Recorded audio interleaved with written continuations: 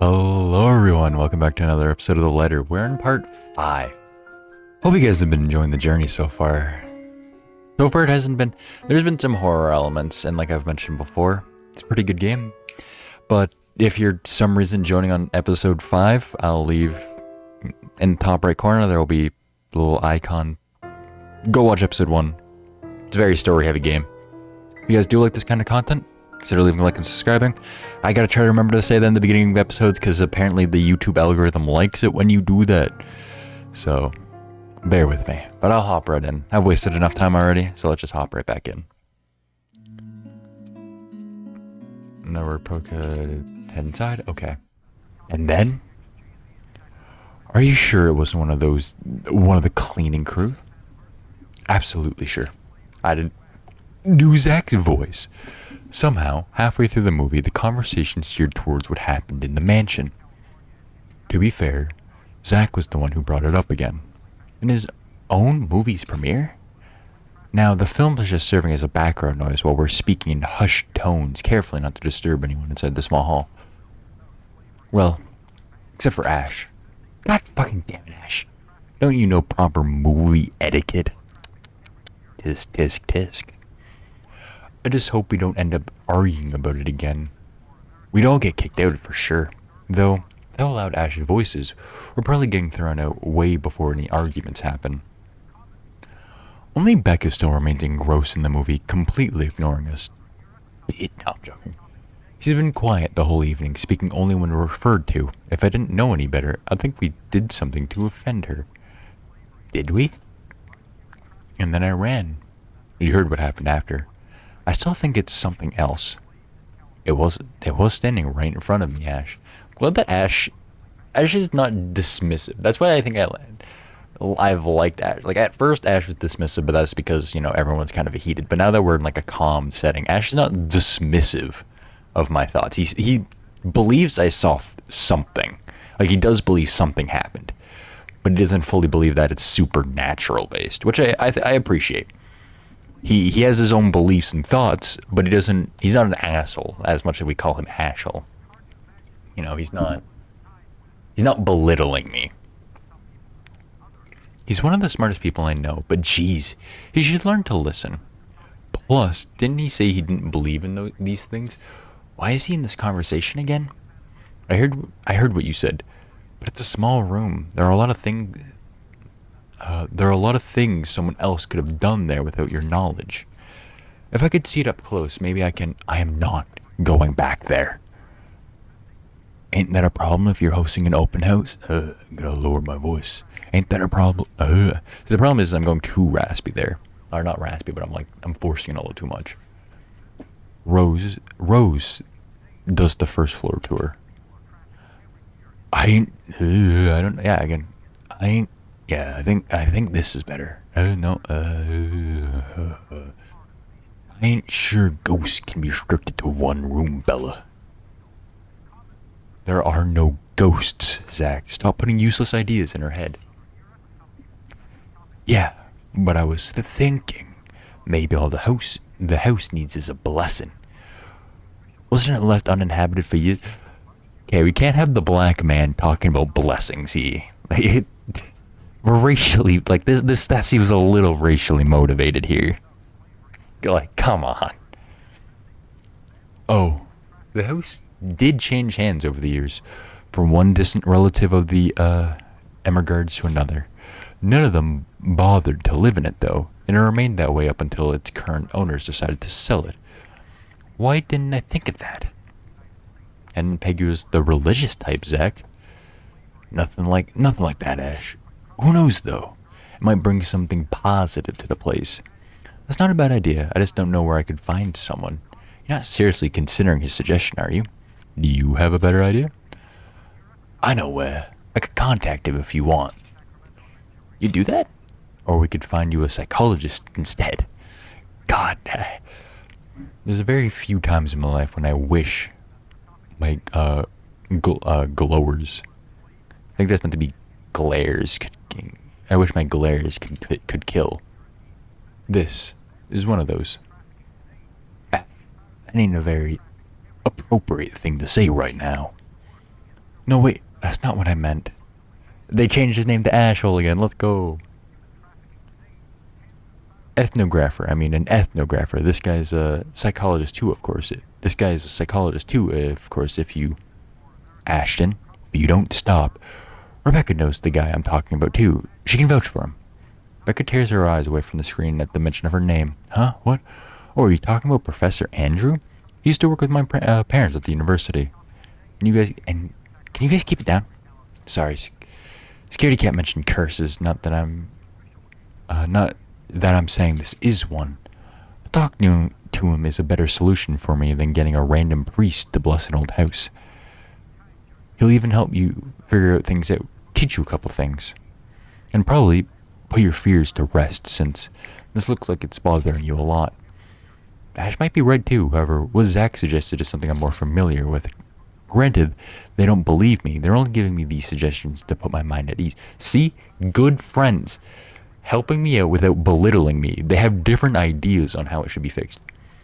Zach doesn't believe it, but still is not enabling my fears, but trying to put them at ease by going along with them. No, I wouldn't say go along. I have a fear of curses, so he's trying to come up with a cure to curses to put my mind at ease.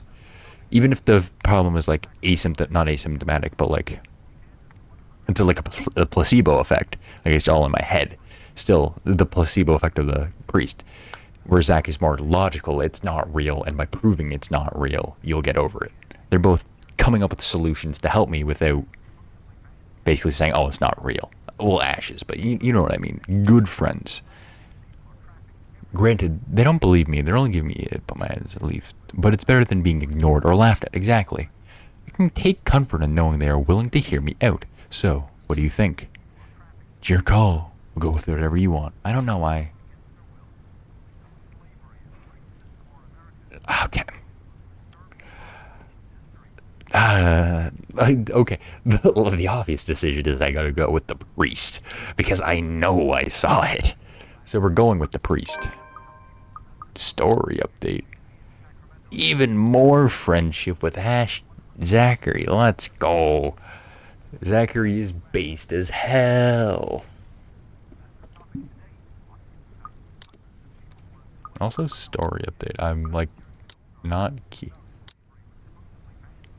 I haven't like been keeping up with the journal that much, but probably should. But I think these are just like recaps. I think this is something that's gonna probably come in handy later down the line in the story when I'm you know, struggling to remember what happened like on episode like 10, when I'm like, what the fuck happened on episode 5 again? I'll think about it, but maybe we should go with Zach's idea. I'm not so sure about that. Well, it wouldn't hurt to try, right? If it doesn't work, it doesn't. Oh fuck, I did not mean to hit that. I just, oh wait, I can go back. Alright. Let's try it. If it works, if it doesn't work, it doesn't work. I keep changing Zach's voice because I can't keep it down. At least we did something that's not just standing around. I'll try to let you know when he's available. Thanks, Zach. I know I could count on you. Guys, I say keep it down. You keep insisting that we still watch it. You kept insisting that we still watch it, yet you're not even paying attention yourselves. It ain't a big deal, Rebecca. I'm the one who's broached the subject in the first place. Still your film, Zachary. A good film, mind you. You worked hard on this. The least we could do is watch it with you. And that's what you're all doing. I really appreciate all you making time for this. Sorry, Rebecca. We'll stop now. With her own apologetic look, even if Ashton's the only one she should be reprimanding, but her attention is already back on the screen. She's ignoring us again. When Becca's acting this way, there's only a big chance something's nagging on her. We really need to talk. We all fell into a comfortable silence after, the kind only you can share with people you're most at ease with. For the first time today, the letter lays forgotten in my bag, if only for a few hours. Night has... What is it? All of a sudden feel like we're in like before it looks like, oh yeah, we're in a bustling, utopia, peaceful city, but now it looks like I'm about to be mugged in the streets. Looks like we're in Gotham. Night has fallen by the time we exit the movie house. Despite the late hours, the streets are still bustling, full of people. I forgot to move this out of the way. Those about to head home, those set to meet someone, even those simply wandering about. Walking in the sea of unfamiliar souls, it strikes me how easy it is for one to get lost in a city as nondescript as Luxembourg. I was afraid too, at one point, back when I was new and had just set foot in this place. Now with familiar faces walking with me, it feels a little like home. Zach and Ash bid us goodbye shortly before Becca and I cross over the other side of the street. The former claiming he's got a new freelance job to take care of before the day ends, and Ash? Who knows? He never tells. Sometimes he'll just randomly appear at your doorstep looking for a place to crash. He does that to Zach a lot, much to the latter's frustration. But he's a busy guy too, in spite of the laid-back air he gives off.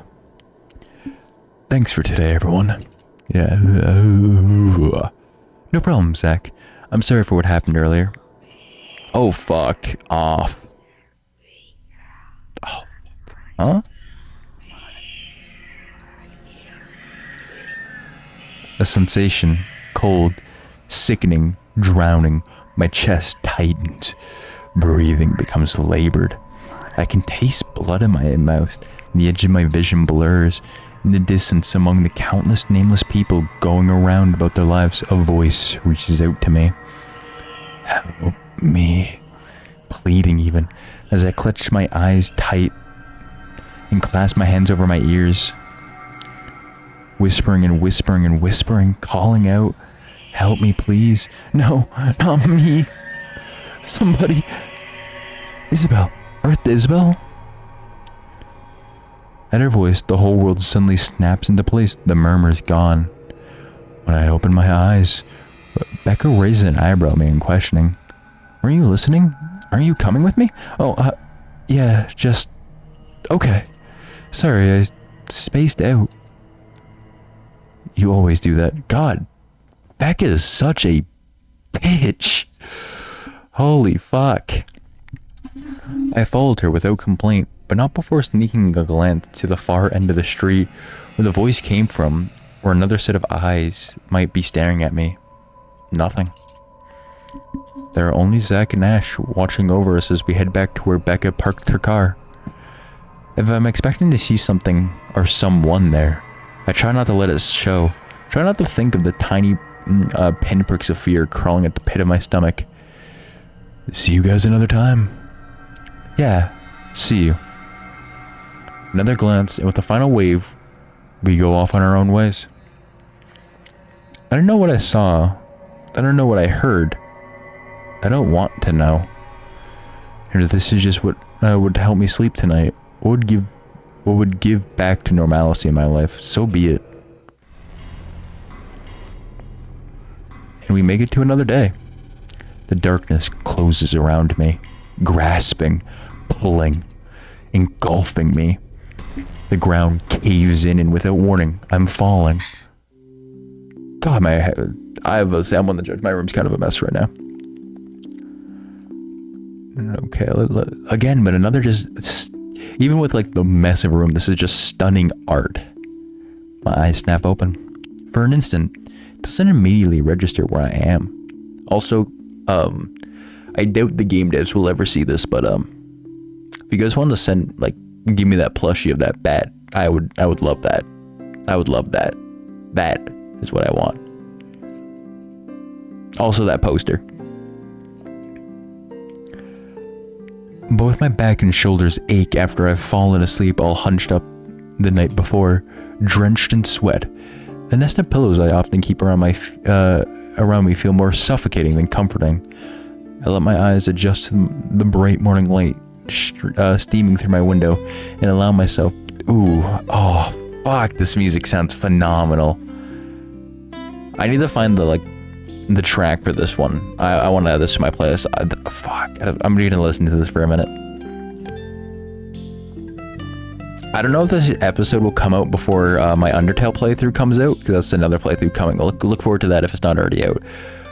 But I am a big sucker for game music, And I'm the one reason I want to play Undertale. I've already played all of Undertale, but one of the reasons I want to play it is because the soundtrack of that game is phenomenal. Same with this. I've loved the soundtrack of this. Yeah, to the morning, and allow my breathing to slow down before untangling myself from the pile. I haven't had a single dream since coming to Luxembourg, or at least none I can recall having. It's a shame. They used to be so vivid. Not the crazy vivid, but the more pleasant kind. I'll tell my siblings about. Maybe it's just the stress of living alone. The knowledge that I'll always wake up in an empty apartment with no one to tell stories to. What time is it? Habit forces me to look over at the clock, even with the soreness weighing heavily on my shoulders, and then compulsion to never leave my bed for the day. In a heartbeat, I'm up. Oh man!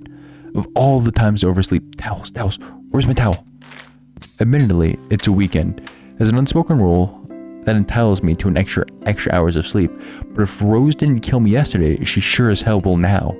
And right up after what happened, oh lord, 1 box of donuts as peace offering won't be enough the second time around. Grabbing my towel, I'm already a few short steps away from the bathroom when a muffled ring breaks out from my bag. There's a moment of indecision at first. My mind conflicted whether I should just ignore or answer it. But what if it's Rose? Or worse, or boss? Sheesh. In the end, the rational part of my brain wins over it. The letter from yesterday peeks out when I pull the drawer open. Just the sight of it's enough to put me in a foul mood, and it takes every force of will for me to ignore it in favor of answering the call. No, it's my mama. The caller ID reads Mama. Huh? It's already 4:45 p.m. in the Philippines right now. That's an unusual time for them to call. Usually it's around noon time there, and I'm the one calling, not the other way around. Better for them to use the money on something else than an international call, regardless, in the most cheerful tone I can gather. Hello, Grace. How are you? Mama, I'm doing okay. How are you guys over there? We're good. EJ, won a storytelling contest at school the other week. Brought home a medal. I thought you should know. There's a tired lit in her voice as she speaks. It's been there since Papa had to leave his job. I wish there was something I could do for her. But from miles away like this, the least I'm able to do is just not make her worry. If only my older brothers would actually lend her a hand, but Lord knows if that'll ever happen. Family drama. Odds are, Caillou Jordan's already out drinking right now. Oh, even worse. Again. I can't count on my older sister either, knowing she has a family of her own, and well, Aunt Anna's financial situation isn't exactly great right now, having ran herself knee-deep in debt. Great. That's great. Tell him congratulations for me, and let him know I'm going to send him a little something extra this Christmas. How about Nico, Karen, Michael? I hope they're okay. They're doing well. They want to talk to you, but they're all busy with school. Oh no, that's fine. I don't want to bother them. Just tell them to keep... Fuck, this music is so good. Tell them to keep doing their best for me. I'll call back when I know they're not busy. And Papa? How's Papa doing? The subject I'm a bit hesitant to broach. From the way Mama's voice hitches, she doesn't want to bring it up either. Grace, Papa, he's having a little difficulties right now. Weak appetite. He's having trouble swallowing and lost a few pounds. But the doctor said we should keep encouraging him. It just means his body's accepting his new treatment well. The money you sent last time helped a lot to pay for it, by the way. Oh, I see. That's good. I won't deny that life has gotten tougher for our family. It used to be easy back when Papa was in good shape, but ever since he was diagnosed with a sickness 5 years ago, he's been unable to provide for us. Now the burden of feeding 8 mouths and settling Papa's bills all rest on my shoulders. Although Mama makes a little accepting sewing and laundry jobs in our neighborhood, it's scarcely enough to cover the cost of day-to-day living, let alone bloating hospital bills. We can't even accept help from our own government because the health insurance there barely covers anything. I'm sure he'll get better soon. Is he well enough to talk? Do you think I'll be able to speak to him, Ma? Silence. I start to think that the call cut out until... Listen, Grace. Maybe it's better if we transfer Papa to a different hospital, somewhere cheaper. What? Why? Does something happen? Is the deposit issue again? Give me the hospital's number. I'll talk to them. No, it's nothing bad. The service here is good. Too good. Even the doctors. But I'm worried you're working yourself to the ground because of it. Mama, We've been through this before. I want the best for Papa. And don't worry about the bills or the medicine, or me, for that matter. I can handle myself. Everything's going well here. In fact, we're about to close a large sale. Hopefully. If not, then I'll find another way. She doesn't need to know that. Sorry, Mama. You taught me not to lie, yet look what I'm doing. We'll have the money to send over soon to cover the rest of Papa's treatments. And there's more than enough for Karen, Nico, Michael, and AJ's school tuition, too. Thank you so much, dear. I appreciate it. We all do. But I just wish you'd come home to us soon. I don't know what that is. I don't know what that wording was. When are you coming home? The youngest used to be the only person asking me that. How do you respond to a question you don't have a defined answer to? 5 years later and I still can't give them a straight answer. I smile, though Mama can't see it. I fight to keep my lips from quivering, my voice from shaking. She's got enough on her plate as it is. No need to weigh her down without unnecessary concerns. Promise me you'll be there to welcome me when I do, okay? Of course. I'm sorry, Grace. I need to take this for a while. There's a small commotion on the other end. The sound of gates opening. The voice of a child. EJ. Talking excitedly about his day at school and tapping of feet on the floorboards as he runs. It's been years since I went home, but I can still picture the whole scene in my mind. How tall is he now? Are the neighborhood kids bullying him now that I'm not around? Did Mama rearrange the furniture in the living room again? What are they having for dinner today? I miss them. I miss them so much. It's okay, Ma. I need to go too. I've got work today. I'll call again soon, alright? On a Saturday. Oh, never mind. Take care of yourself, dear. I love you. I love you. Bye. It ends with a soft click, leaving a half-truth and empty promises hanging in the air. Closing my eyes for a moment, I take a deep breath and shake away the thoughts beginning to swarm inside my head. It's pointless to mull over these things right now. Okay, Isabel. Time to get to the mansion sold. Unfortunately, before I take a single step away from the phone, it rings again. No doubt Mama forgot to say something. Mama, did you forget anything? Excuse you, I'm too young to be your mom. Are you still sleeping? Hold on, never mind that. Get yourself in the office, hurry.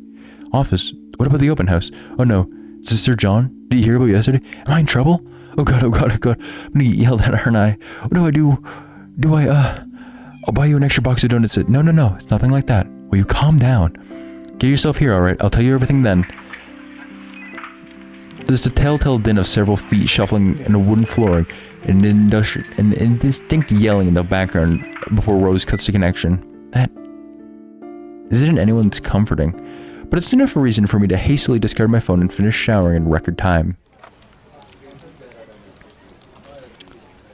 Alright, I think I'm going to cut this episode short, actually. I think we're going to get a lot of lore, and I think we're leaving this episode at a good spot. Just a quick update on our friendship status before we end the episode. Seems like we haven't had a chance to really socialize with Hannah much to move it up or down.